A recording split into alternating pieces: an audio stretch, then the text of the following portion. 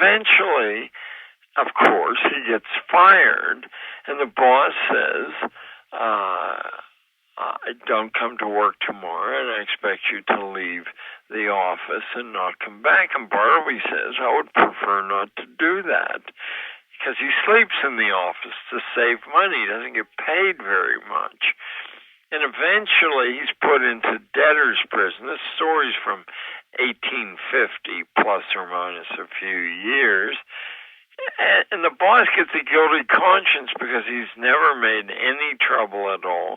He's been a good worker. All he's done is exercise his right to say no, and the boss goes over and bribes the jailers to bring him decent food instead of a crust of bread. But Bartleby says, I would prefer not to eat that. And then he starves himself to death. Well, that story drove me crazy. From high school through college, I had it in both places, and it junctures through my life until I was about 60. And all of a sudden, I saw what Melville was trying to say. If you don't reserve the right to prefer not to do things that other people want you to do, then you're not really a human being at all.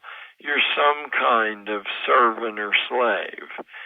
And so I think preserving Melville's language is quite important because it broadcasts a kind of educated sensibility to the authorities who can't allow you not to take this test, right?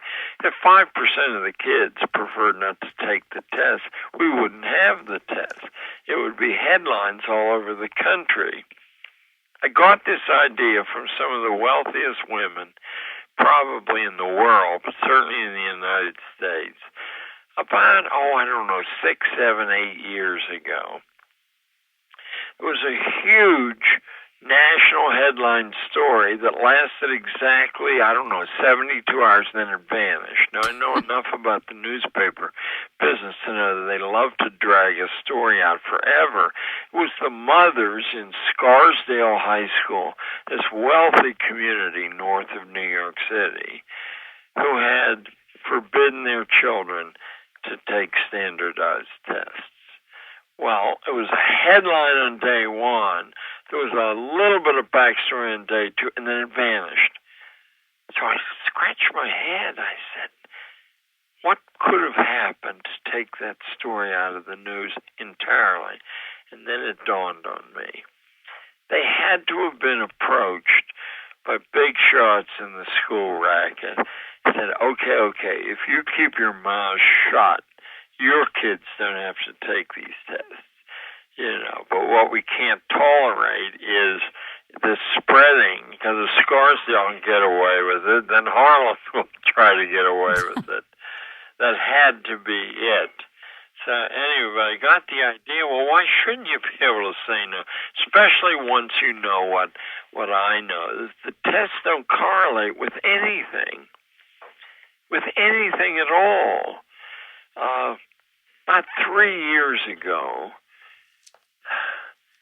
I'm pretty sure it was Syracuse University, that did a study of 50 colleges. They ranked the freshman classes coming in on 5 academic areas, and they wanted to see how much the kids learned in 4 years of college. So then they ranked them again when they were exiting 4 years later. And what they discovered was that in 14 of the universities, which included Yale, Georgetown, and Johns Hopkins, the graduating seniors knew less than they had known as entering freshmen. And in the other it's University of Connecticut at Storrs. It wasn't Syracuse. And they did 50,000 kids. So this is a very expensive study. In the other 36 schools, they ended up exactly in the same position they had as entering freshmen. The only difference was they were about $250,000 lighter in pocket. Do you know what they used to assess this? I have it on my to-do list to drive up there and get every painful particular for my next book, but I haven't yet because, like I'll bet you are, I am surrounded by mountains of paper, boxes of paper, rooms full of paper, all of which require attention. So I want to get back to this project. Are you saying a particular age, or are you saying any No, age? it could be anywhere as long as they're being schooled and as long as, this big chunk of their school year is taken out to take the test. And they don't carry picket signs or slogans or throw mud. They quietly write on the test, I would prefer not to take this test. And of course, they'll be asked a day later, why not? And at that point, you have to exercise self-respect and say, I would prefer not to disclose my reasons. And then, of course, the mother will be called in. And, the father, because they can't afford this idea to spread. But in fact, if a handful of kids do it, it will spread. Let's go to the mother being called in. Can we take it to a real-life Sure. scenario? The mother's called in. Say, I have to respect my son's free will choice that nothing is to be gained by this test. You've seen his work on a daily basis for, X number of months. And my own reading into the use of these tests, it does not raise my optimism that they're either useful for my son or for the school. They're ranking every kid in the United States, theoretically, from 1 through 70 million. They create winners and losers, but there's no evidence that the winners know how to do anything at all.